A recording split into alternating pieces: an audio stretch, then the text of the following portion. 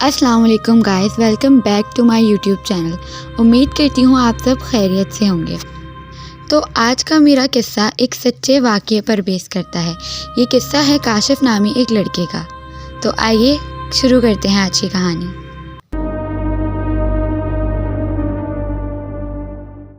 काशिफ़ एक middle class family से belong करता है। काशिफ़ के अब्बू एक ऑफ़िस में मामूली सी मुलाजिमत करते हैं। काशिफ़ के अब्बू फ़ैसला करते हैं कि वो अपनी फ़ैमिली के लिए एक छोटा सा घर ख़रीदेंगे। इसी वजह से उनको एक नए घर की तलाश होती है।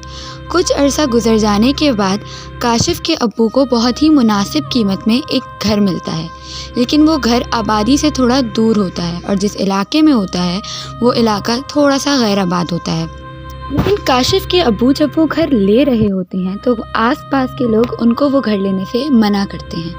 मकामी लोगों का कहना होता है कि ये घर काफ़ी अरसे से बंद है। इस घर के बंद होने की वजह यहाँ पर रहने वाले असरात हैं। यहाँ पर जिन्नात का बसेरा है। जो भी इस घर में आता है वो ज़्यादा देर तक यहाँ नहीं रह पाता, उसको किसी न किसी भारी नुकसान का सामना करना पड़ता है। काशिफ़ के अब्बा इन सब बातों पर यकीन रखते थे, लेकिन उनकी जेब उनको इस बात की इजाज़त नहीं देती थी कि वो अपनी फ़ैमिली के लिए कोई और घर अफोर्ड कर सकें। लिहाजा वो फ़ैसला करते हैं कि वो कुछ देर अपनी फ़ैमिली के साथ इसी घर में गुजारेंगे और जैसे ही उनको कोई और घर मुनासिब कीमत पर मिल जाएगा वो इस घर को छोड़ देंगे। अब कुछ ही अरसे बाद काशिफ़ की फ़ैमिली इस घर में आकर आबाद हो जाती है। उस घर के सामने एक बहुत बड़ा बरगद का दरख्त होता है जो कि दिखने में काफ़ी पुराना होता है। अहले इलाका के मुताबिक वो दरख्त कई 100 साल पुराना है।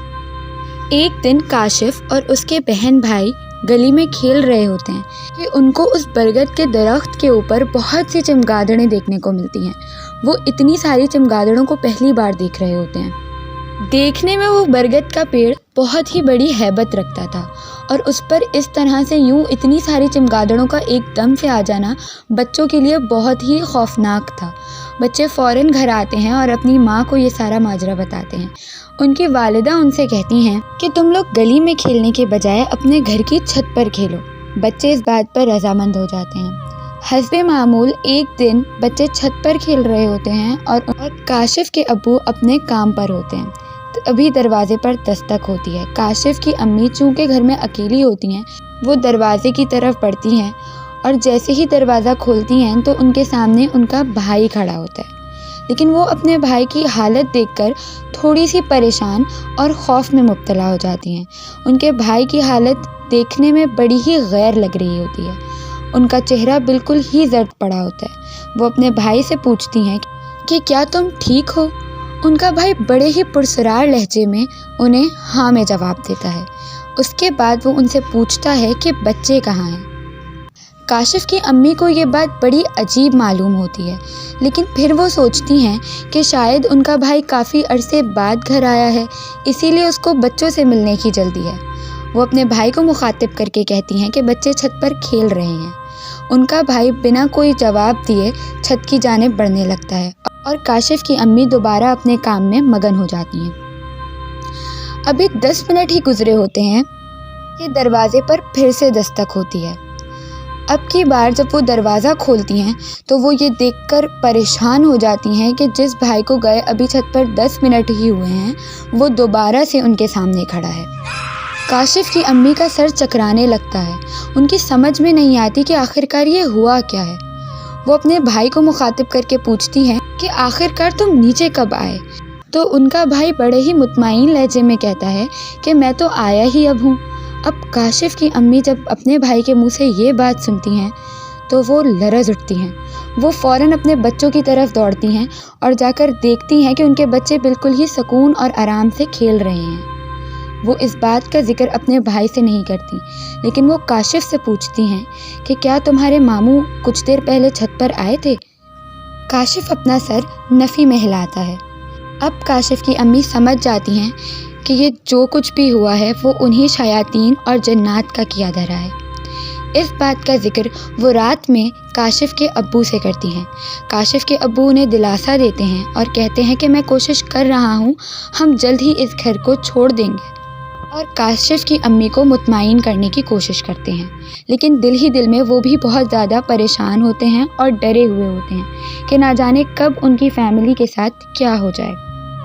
ایک رات حسب معمول جب سب سو رہے ہوتے ہیں تو کاشف کے ابو کو ایسے لگتا ہے جیسے گیلری میں کوئی ٹارچ لائٹ لیے کھڑا ہے۔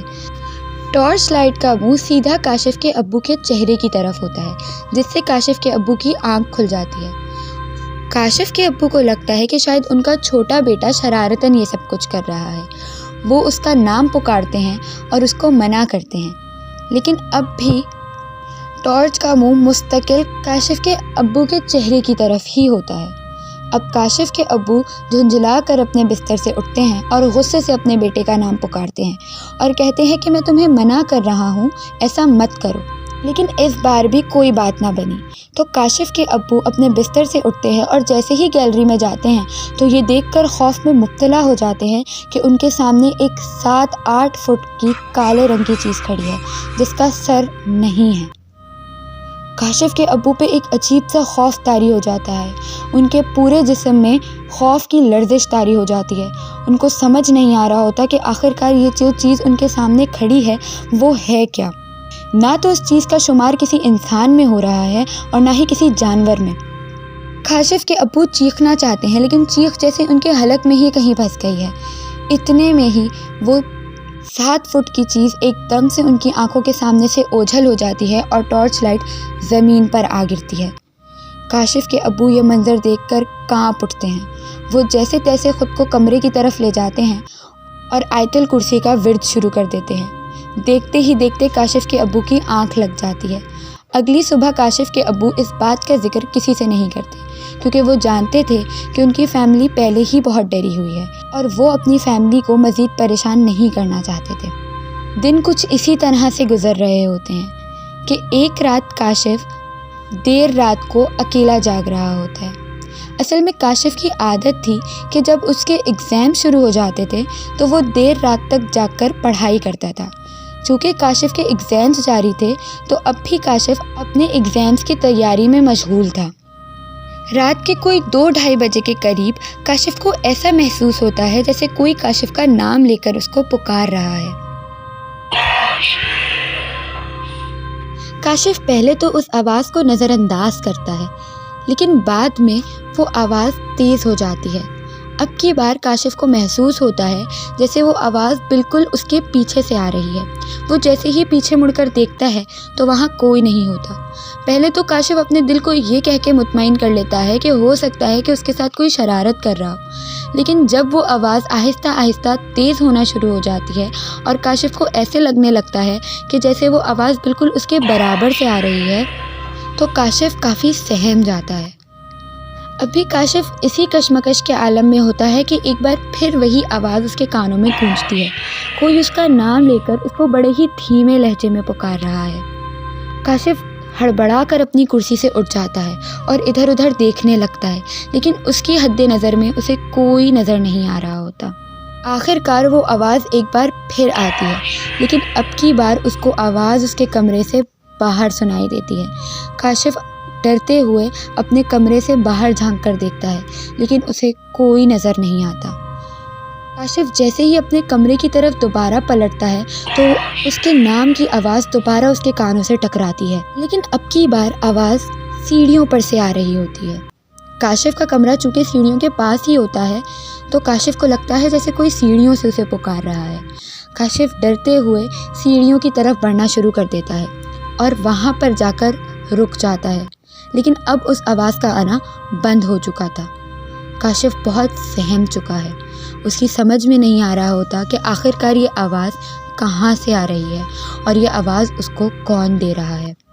کاشف ابھی اپنے خیالوں کی جنگ کا سامنا کر ہی رہا ہوتا ہے کہ اچانک سے اسے آواز دوبارہ سنائی دیتی ہے اور اب کی بار آواز چھت سے آ رہی ہوتی ہے۔ اب تو کاشف بہت ڈر گیا ہے۔ اندھیری رات اور اکیلا کاشف، اوپر سے یہ پرسرار آوازیں اس کے جسم میں ایک لرزش طاری کر رہی ہیں۔ اسے شدید گرمی میں بھی ایک کپکپی سی محسوس ہونے لگتی ہے۔ یہ کپکپاہٹ خوف کی کپکپاہٹ تھی۔ کاشف اللہ کا نام لیتا ہے اور فیصلہ کرتا ہے کہ آخر کار وہ دیکھے گا کہ یہ آوازیں اس کو کون دے رہا ہے، لہٰذا وہ چھت کی جانب اپنے قدم بڑھانا شروع کرتا ہے اور آخر کار چھت پر پہنچ جاتا ہے۔ لیکن چھت پر اس کو ایک عجیب سا سکون محسوس ہوتا ہے، ایک عجیب سی خاموشی، جیسے کاشف نے کبھی وہ آوازیں سنی ہی نہیں تھیں، جیسے کاشف کو کبھی کسی نے پکارا ہی نہیں تھا۔ ابھی کاشف سب چیزوں کا جائزہ لے ہی رہا ہوتا ہے کہ اچانک سے چھت پر بنے ایک کمرے سے آوازیں آنے لگتی ہیں۔ کاشف جو ہی اس کمرے کی طرف بڑھتا ہے تو کاشف کو محسوس ہوتا ہے جیسے اس کمرے میں ایک عجیب سی ہلچل ہے، جیسے کوئی چیزوں کو گرا رہا ہے، چیزوں کو پھینک رہا ہے۔ کاشف بہت ہی آہستہ سے کمرے کا دروازہ کھولنے کی کوشش ہی کرتا ہے کہ کاشف کو ایک بار پھر سے اس کے نام کی پکار سنائی دیتی ہے، اور اس بار اس کے نام کی پکار ٹھیک اس کے پیچھے سے آ رہی ہوتی ہے۔ کاشف فوراً پیچھے مڑ کے دیکھتا ہے اور دیکھ کر یہ دنگ رہ جاتا ہے کہ اس کے سامنے ایک 7.5 فٹ کی چیز کھڑی ہے۔ وہ چیز نہایت ہی کالی ہے اور اس نے سفید رنگ کا ایک چولا پہنا ہوا ہے۔ کاشف جو ہی اس کی طرف اوپر نظر اٹھا کر دیکھتا ہے تو وہ یہ دیکھ کر خوف سے لرز اٹھتا ہے کہ اس کی آنکھیں نہیں ہوتی، اس کی آنکھوں کی جگہ گہرے گڈھے ہوتے ہیں۔ وہ ان گہرے گڈھوں سے کاشف کو گھور رہا ہوتا ہے۔ کاشف کو محسوس ہوتا ہے جیسے وہ ان گڈھے نما آنکھوں سے اس کی روح کے اندر جھانک رہا ہے۔ کاشف یہ دیکھ کر بہت گھبرا جاتا ہے اور پیچھے مڑ کے بھاگنے لگتا ہے۔ کاشف کو یوں محسوس ہوتا ہے کہ وہ جتنا آگے بڑھنے کی کوشش کر رہا ہے وہ اتنا ہی پیچھے چلا آ رہا ہے، جیسے کاشف کے قدم وہیں رک گئے ہیں۔ کاشف کو ٹھنڈے پسینے آنا شروع ہو جاتے ہیں کہ اچانک کاشف کو محسوس ہوتا ہے کہ جیسے اس کے سینے پہ گہری بندش ہے، جیسے اس کے سینے کو کسی نے جکڑ لیا ہے، اور اسی کشمکش کے عالم میں کاشف بے ہوش ہو جاتا ہے۔ کاشف کو جب ہوش آتا ہے تو وہ اپنے بستر کے قریب اپنے ماں اور باپ کو پاتا ہے۔ کاشف اپنی ساری کہانی اپنی والدہ کو سناتا ہے۔ کاشف کی والدہ کہتی ہیں کہ مجھے اپنی اولاد سے زیادہ اور کوئی چیز عزیز نہیں ہے، میں اس گھر میں ایک لمحے کے لیے بھی نہیں رک سکتی۔ کاشف کے ابو یہ سب دیکھنے اور سننے کے بعد بہت زیادہ پریشان ہو جاتے ہیں۔ وہ باقاعدہ کھڑے ہوتے ہیں اور ایک اعلان کرتے ہیں کہ اس گھر میں جو کچھ بھی ہے وہ انہیں 3 سے 4 دن کی مہلت دے، وہ جلد ہی اس گھر کو چھوڑ کے چلے جائیں گے۔ ابھی کاشف کے ابو یہ اعلان کر ہی رہے ہوتے ہیں کہ اچانک سے پورے علاقے کی لائٹ بند ہو جاتی ہے، ہر طرف اندھیرا چھا جاتا ہے، ایک گہرا اندھیرا۔ کاشف کی فیملی جو پہلے ہی بہت ڈری ہوئی ہوتی ہیں، یہ سب کچھ دیکھ کے اور زیادہ ڈر جاتی ہیں کہ اتنے میں انہیں محسوس ہوتا ہے جیسے چھت پر کوئی چل رہا ہے۔ ہلکے ہلکے پیروں کی آواز گہرے سناٹے میں ہر طرف چھائی ہوئی ہوتی ہے۔ پھر ایک دم سے ان کو لگتا ہے جیسے کوئی بھاری بھرکم انسان چھت پر کود رہا ہے۔ وہ اتنی زور سے چھت پر کود رہا ہے کہ چھت ابھی زمین سے آ لگے گی۔ کاشف کی فیملی اور کاشف بہت زیادہ ڈر چکے ہوتے ہیں کہ اتنے میں ڈھول دھماکے بجنا شروع ہو جاتے ہیں۔ یہ ساری آوازیں صرف کاشف کی فیملی کو آ رہی ہوتی ہیں، آس پاس کے لوگوں کو کوئی سروکار نہیں ہوتا، ان کو بالکل معلوم نہیں ہوتا کہ کاشف کی فیملی کے اوپر اس وقت کیا قیامت طاری ہے۔ کاشف کے ابو اور کاشف فیصلہ کرتے ہیں کہ وہ جا کر دیکھیں گے کہ آخرکار چھت پر کیا ہو رہا ہے۔ کاشف اور کاشف کے ابو ڈرتے ڈرتے چھت کی طرف قدم بڑھاتے ہیں، لیکن وہ جیسے ہی چھت پر جا کر دیکھتے ہیں تو وہاں پر کچھ نہیں ہوتا، ایک ہلکی خاموشی، جیسے انہوں نے جو کچھ بھی نیچے سنا وہ سب جھوٹ تھا۔ کوئی آواز اب کسی کو سنائی نہیں دے رہی تھی کہ اتنے میں چھت پر جو کمرہ ہے اس میں ہلچل محسوس ہوتی ہے۔ وہاں پر ایسے محسوس ہو رہا ہوتا ہے جیسے چیزیں نیچے گر رہی ہیں، کوئی کمرے میں موجود ہے۔ کاشف اور کاشف کے ابو جیسے ہی اس کمرے کا دروازہ کھولنے لگتے ہیں تو ان کو اپنے پیچھے سے ایک زوردار قہقہا محسوس ہوتا ہے اور وہ دیکھتے ہیں کہ برگد کے درخت کی سب سے اونچی ٹہنی پہ وہی کالے رنگ کی چیز بیٹھی ہوتی ہے جس کو پہلے کاشف کے ابو نے اور بعد میں کاشف نے دیکھا تھا۔ وہ چیز ان کو مخاطب کر کے کہتی ہے کہ میرے منع کرنے کے باوجود بھی تم لوگ یہاں سے نہیں گئے، اب جو کچھ بھی ہوگا ان سب کا ذمہ دار تو ہوگا۔ اور اتنا کہنے کے ساتھ ہی وہ چیز ہوا میں غائب ہو جاتی ہے۔ اس مخلوق کے غائب ہونے کے ساتھ ہی کاشف کے ابو اور کاشف کو اپنی سب سے چھوٹی بہن کی چیخ سنائی دیتی ہے۔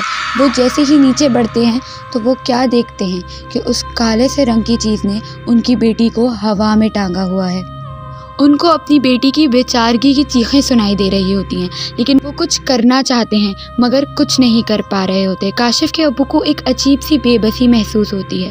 وہ اس مخلوق سے التجا کرتے ہیں کہ مہربانی کر کے ان کی بیٹی کو چھوڑ دیا جائے، وہ ابھی اس گھر کو چھوڑ کے چلے جائیں گے۔ اتنا کہنے کے ساتھ ہی وہ عجیب و غریب چیز ایک عجیب سی چیخ مارتی ہے اور غائب ہو جاتی ہے۔ اس کے غائب ہونے کے ساتھ ہی کاشف کی چھوٹی بہن دھم سے زمین پہ آ گرتی ہے۔ کاشف کے ابو اپنی فیملی سے کہتے ہیں کہ ہمیں اس گھر کو فوراً چھوڑنا ہوگا، اور وہ فیملی اس گھر کو چھوڑ کر چلی جاتی ہے۔ وہ جیسے تیسے ایک رات اپنے ہمسائے کے گھر بسر کرتے ہیں اور اس علاقے کو ہمیشہ کے لیے خیر آباد کہہ دیتے ہیں۔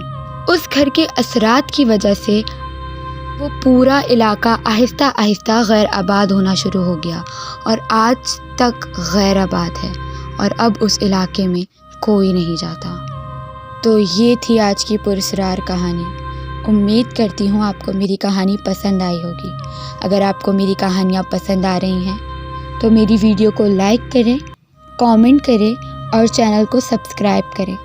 ساتھ ہی ساتھ بیل آئیکن کو بھی پریس کر دیں تاکہ میری آنے والی ہر ویڈیو آپ تک پہنچتی رہے۔ اپنا بہت سا خیال رکھیے۔ Stay safe. Good bye.